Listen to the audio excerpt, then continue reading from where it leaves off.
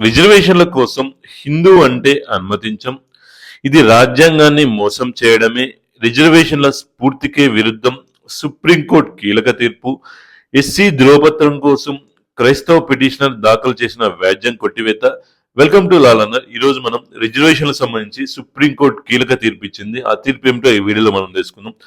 వేరే మత విశ్వాసాలను అనుసరిస్తూ కేవలం రిజర్వేషన్ల ప్రయోజనాలను పొందడానికే తమను తాము హిందువులుగా పేర్కొనడాన్ని సుప్రీంకోర్టు తీవ్రంగా తప్పుపట్టింది. ఇది రాజ్యాంగాన్ని మోసం చేయడమే అని పేర్కొంది.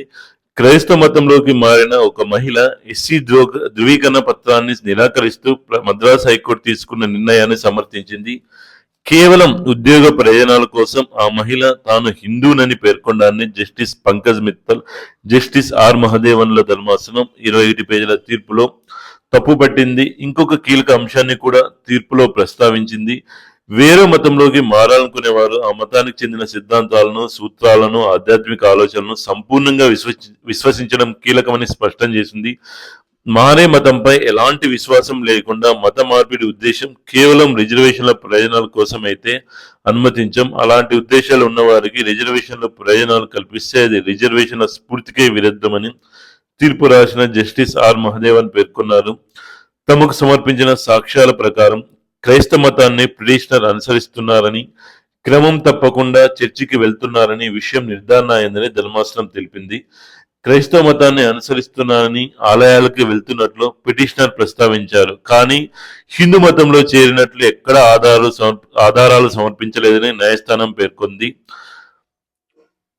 స్థానిక యంత్రాంగం సమర్పించిన రికార్డుల ప్రకారం పిటిషనర్ క్రిస్టియన్ అని నిర్ధారణ అవుతుంది. బాప్టిజం పొందారు, క్రమం తప్పకుండా చర్చికి వెళ్తున్నారు. అయినా ఆమె హిందూ అని, ఉద్యోగం కోసం ఎస్సీ సామాజిక ధృవపత్రం కోరుతున్నారు. ఈ ద్వంద్వ వైఖరిని ఆమోదించలేం. బాప్టిజం పొందిన తర్వాత కూడా తను హిందూగా గుర్తించాలనడం సరికాదు. అందువల్ల ఉద్యోగం కోసమే తాను హిందూనని చెబుతూ రిజర్వేషన్లు కోరుతున్న క్రిస్టియన్ను పిటిషనర్ కు షెడ్యూల్ కుల ధృవీకరణ పత్రం ఇవ్వడం రిజర్వేషన్ల లక్ష్యాలను, సామాజిక విలువలకు విరుద్ధం. రాజ్యాంగాన్ని మోసం చేయడమే అవుతుంది. పిటిషనర్ తాను ఎక్కడా హిందూ మతంలో చేరినట్లు ఆధారాలు సమర్పించలేదు. ఆమె కులమైన వల్లువన్ సమూహ అంగీకారాన్ని పొందినట్లు కూడా దాఖలు లేవు అని తీర్పులో ధర్మాసనం స్పష్టం చేసింది. ఈ కేసులో పిటిషనర్ సెల్వరాణి హిందూ తండ్రికి, క్రిస్టియన్ తల్లికి జన్మించారు. 3 నెలల వయసులో బాప్టిజం పొందారు.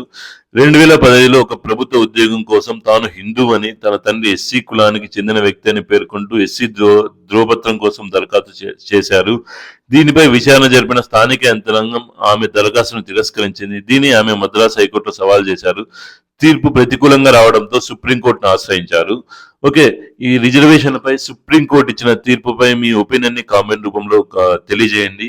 ఈ వీడియో మీకు ఇన్ఫర్మేటివ్ గా అనిపిస్తే please subscribe my channel. Thank you for watching video. జై హింద్.